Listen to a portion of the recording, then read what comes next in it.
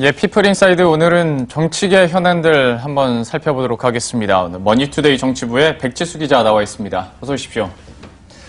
처음으로는 아무래도 더불어민주당의 댓글 조작 의혹 사건에 대해서 한번 얘기를 해볼까 하는데 이것도 좀 웃긴 것이 댓글 조작 의혹이 알고 봤더니 이제 대통령과 여당 측에 대한 비판의 내용들이 막 쏟아져서 한번 봤던 거고 그걸 올린 사람이 민주당원이더라라는 굉장히 좀 희한한 이슈가 터졌는데 이게 진행 상황이 어떻게 되는지 한번 전체적으로 정리를 해주시겠어요? 네, 지금 경찰 수사 중인 사건인데요. 간단히 말해 민주당 당원 3명이 대통령과 정부 여당을 향해서 악의적 비방 댓글로 공격한 겁니다.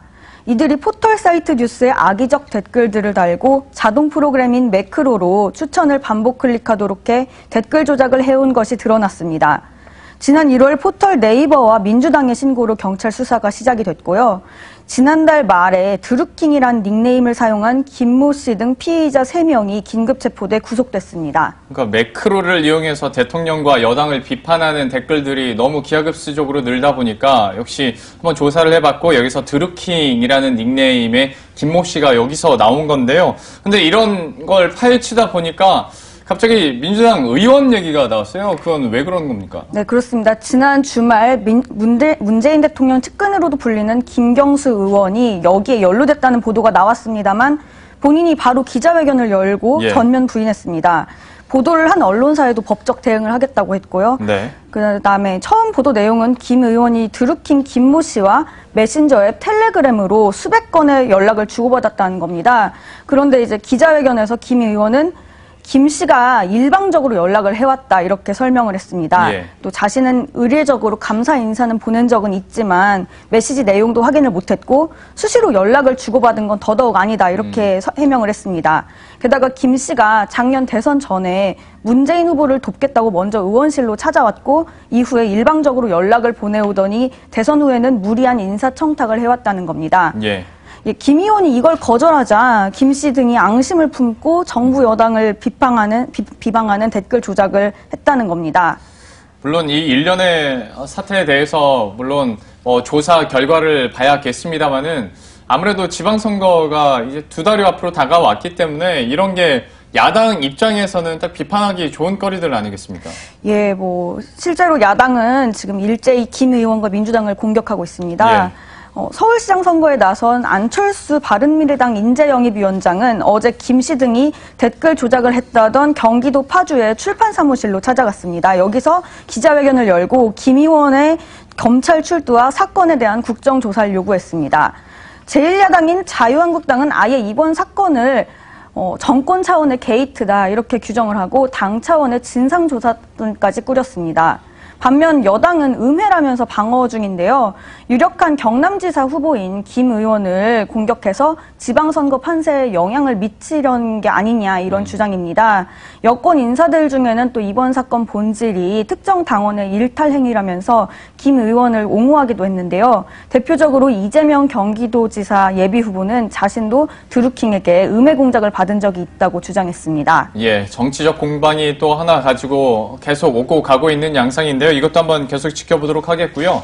사실 지난주에 여야 간의 공방이 있었던 가장 첨예한 이슈는 아무래도 김기식 금융감독원장의 거취 문제였었잖아요. 외유성 출장 때문에 비판을 많이 받았었는데 또 좀 주말 사이에 또 한 주가 새롭게 시작됐으니까 여기는 또 어떻게 상황이 진행되고 있습니까? 예, 아시다시피 아직까지는 김 원장이 아무 입장을 밝히진 않고 있습니다. 그런데 오늘이 이 논란의 분수령이 될 전망입니다. 왜냐하면 청와대가 앞서 논란되는 부분의 적법성을 가리자 해서 중앙선거관리위원회에 공식 질의서를 보내둔 상태입니다.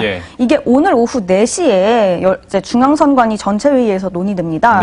선관위는 되도록 오늘 결론을 내리겠다는 입장인데요. 지난 금요일에는 대통령이 김 원장에게 위법사항이라는 객관적 판정이 있다면 김 원장을 사임하게 하겠다 이렇게 밝힌 바 있습니다. 청와대로서는 일단 선관위 결론을 보겠다는 겁니다. 그리고 이제 선관위 결론에 상관없이 야권에서는 계속 이제 사임해라라고 하는 상황이죠? 예, 아예 홍준표 자유한국당 대표는 지난 금요일에 문재인 대통령과 단독으로 1대1 회동을 했습니다. 근데 여기서 김 원장의 임명 철회를 촉구했습니다. 한국당 민주당만이 아니라 진보 성향인 정의당도 당론으로 김 원장 사퇴를 지금 주장한 상태고요. 예. 사실상 4개 주요 야당이 모두 김 원장 사퇴를 요구하는 겁니다. 예. 얘기 듣다 보니까 그걸 깜빡하고 있었네요. 문 대통령하고 이제 홍준표 대표하고 1대1로 얘기를 네. 했잖아요. 이것도 네. 흔한 일은 아닌데 여기서 어떤 얘기를 했을까 좀 싶어가지고요. 예, 일단 이게 야당 대표하고 문재인 대통령이 1대1로 처음 만난 겁니다. 예. 문재인 대통령 취임 이후에. 네. 일단 80분 정도 만났는데 주로 남북 정상회담을 비롯한 외교 안보 현안을 얘기했습니다. 회동 후에 청와대와 한국당 브리핑에 따르면 문 대통령이 남북 북미 회담에 초당적 협력을 부탁한다고 했고 예. 또 홍 대표도 회담에 반대는 안 한다라고 했습니다. 다만 홍 대표는 북핵을 6개월에서 1년 사이에 일괄 폐기하는 회담이 되어야 한다고 주장을 했습니다. 또 북핵이 완전 폐기되기 전에는 대북 제재 완화를 절대로 반대한다. 또 대통령이 직접 나서서 한미 동맹 강화 조치를 취해야 한다고도 했습니다. 이 밖에도 홍 대표가 국내 현안 몇 가지를 또 언급했는데요. 예. 문 대통령은 이제 주로 경청을 했다고 합니다. 또 우선 대통령 개헌안 철회와 정치 보복 중단, 대통령의 정치 중립을 홍 대표가 요구했습니다. 예. 청년 실업에 책임을 지라면서 홍장표 청와대 경제수석 해임도 요구했다고 합니다. 참 여러 가지 사안들이 복잡적으로 이루어지다 보니까 서로의 니즈의 필요로 해서 1대1로 이렇게 만나게 된 건데요. 또 여기서 아무래도 주요 안건으로 나오는 것이 이제 남북 정상회담 얘기일 수밖에 없고 또 전해주셨는데 진짜 이제 코앞으로 다가왔네요. 한 달 남았잖아요. 네, 이제 뭐 한 달이 아니라 열흘 정도 남았죠. 그렇죠. 예. 이제 네, 오는 27일에 열리기 때문에 청와대도 막바지 준비에 한창입니다.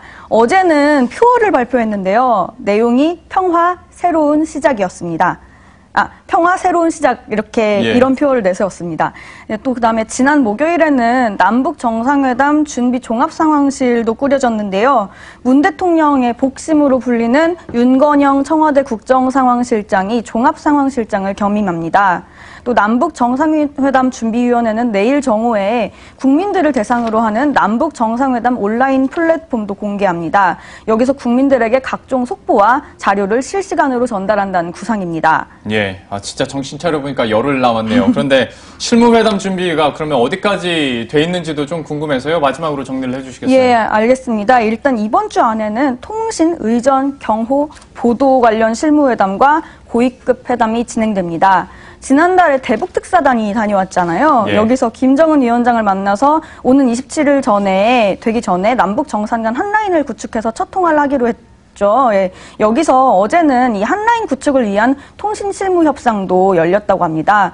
그다음에 내일 모레인 오는 18일에는 의전과 경호, 보도 분야 실무회담도 열립니다. 또 이어서 오는 19일에서 20일쯤에는 최종 의제 조율을 위한 고위급 회담도 열립니다. 예, 참 여러 가지 정치적 이슈들과 사안들이 있는데요. 저희가 계속해서 또 업데이트를 시켜드리도록 하겠습니다. 지금까지 머니투데이 정치부의 백지수 기자와 함께했습니다. 고맙습니다. 네, 그럼 저희도 여기서 인사드리도록 하겠습니다. 식사 맛있게 하시고요. 저희들은 내일 이 시간에 또 핫한 이슈들 들고 다시 찾아뵙도록 하겠습니다. 시청해주신 여러분 고맙습니다.